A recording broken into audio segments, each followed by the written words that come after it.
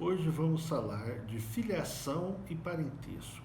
É o vínculo jurídico que se estabelece entre as pessoas que têm a mesma origem biológica, ou seja, originários de um mesmo tronco comum, que é parentes consanguíneos ou naturais, entre cônjuge ou companheiro e os parentes de seu correspondente, bem como as pessoas que possuem vínculo civil entre si, que é o parentesco civil. Esse vínculo natural é uma ligação jurídica estabelecida em lei, que resguarda direitos e atribui deveres recíprocos. Por isso, trata-se de relações que não se constituem, muito menos se desfazem por simples ato de vontade. E o parentesco civil é aquele decorrente da adoção também. E existe também o parentesco socioafetivo, sendo uma relação de afeto constituída pela convivência. A relação entre o pai e filho vai além de limites biológicos e, por essa razão, já se reconheceu pelo Supremo Tribunal Federal a paternidade socioafetiva sobre a paternidade biológica, que foi pedida a anulação do registro de nascimento feito pelos avós paternos, como se fossem pais, além do pedido de reconhecimento de paternidade do pai biológico, que foi aceito pelo Supremo. E resumindo, as relações familiares de parentesco podem ser naturais ou civis, conforme resultem de consanguinidade ou outra origem. Daí decorre que são reconhecidas outras espécies de parentesco civil, além daquela decorrente da adoção, dentre as quais destacam-se vínculo parental proveniente das técnicas de reprodução assistida heteróloga, relativamente ao pai ou à mãe, ou que contribui com o seu material genético. A maternidade e paternidade socioafetiva fundada no posse do estado de filho.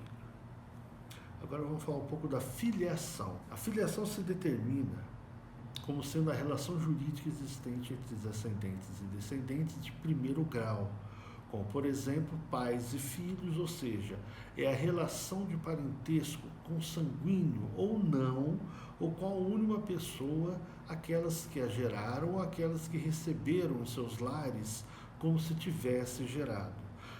Hoje, a Constituição da República não faz diferença nenhuma de filiação, havidos ou não do casamento, ou por adoção. Então eles têm direitos e qualificações tudo igual, não faz hoje a diferenciação que era feita antigamente. Existe também a filiação, como foi dito, socioafetiva. Hoje, o novo Código Civil, ele foi omisso em relação à filiação socioafetiva, tratando-se apenas da filiação biológica, nada se pronunciando a respeito da afetividade, que é a principal relação que une pais e filhos. Mas a doutrina, bem como a jurisprudência, reconhece a multiparentalidade, como se pode perceber em acordo do Tribunal de Justiça de São Paulo, que reconheceu a maternidade socioafetiva, mas preservando a maternidade biológica. Como é um assunto polêmico, deveria ser previsto pelo legislador, uma vez que a relação afetiva surge de uma convivência diária, do cuidado e do carinho, unida pelo mais puro sentimento incondicionado e totalmente voluntário. A filiação socioafetiva não está fundamentada no nascimento, que é um fator biológico, mas tão somente em ato de vontade. É aquela filiação que se origina a partir de um respeito mútuo, de um tratamento recíproco entre pai e filho. É aquela que decorre da convivência cotidiana, uma construção habitual, não decorrendo da prática de um único ato. A filiação civil decorrente da adoção ou outra origem, assim como aquela filiação originada fora do casamento, a identificação do pai que faz com outros parâmetros de reconhecimento, forçado, presumido e voluntário. No caso da presunção, se presume os filhos concebidos da constância do casamento.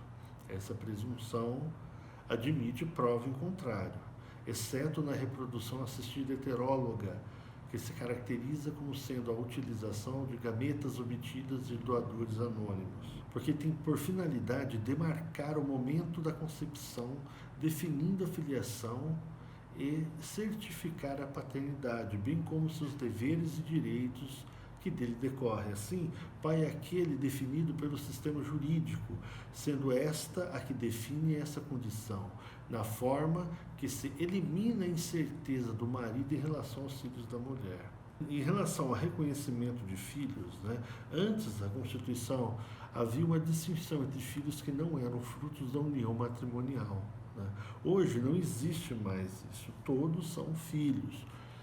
O reconhecimento hoje é um ato jurídico que possui características especiais, pois constitui Estado, é personalíssimo, irrevogável e unilateral, não havendo vontade de terceiro ou do filho incapaz, salvo em vício de consentimento.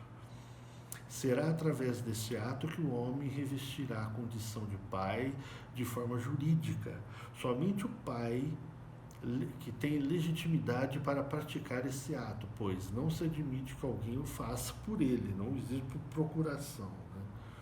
O reconhecimento de filhos se dá em duas formas: a voluntária, que são as situações expostas no Código Civil, e o judicial, que é o reconhecimento forçado do filho através das ações de investigação de paternidade.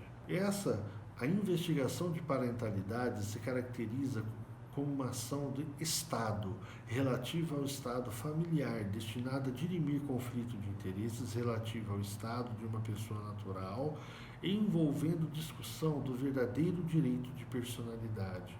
Ou seja, é uma ação imprescritível, irrenunciável e inalienável.